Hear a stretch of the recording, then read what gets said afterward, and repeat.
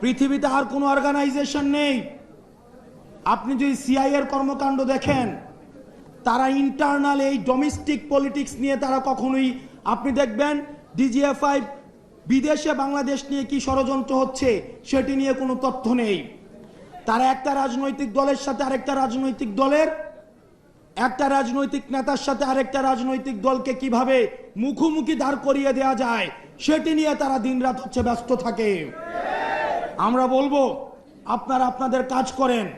এই আনঅডিটেড আপনারা যদি দেখেন, ডিজিএফআই এর কিন্তু অর্থ কখনো হিসাব করা হয় না।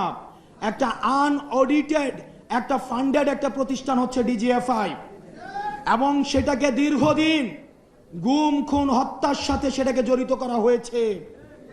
দুঃখজনকভাবে আমরা দেখছি রাষ্ট্রের অনেক বড় বড় কর্তা ব্যক্তিত্ব এখন ডিজিএফআই এর পক্ষে দাঁড়িয়ে যাচ্ছে।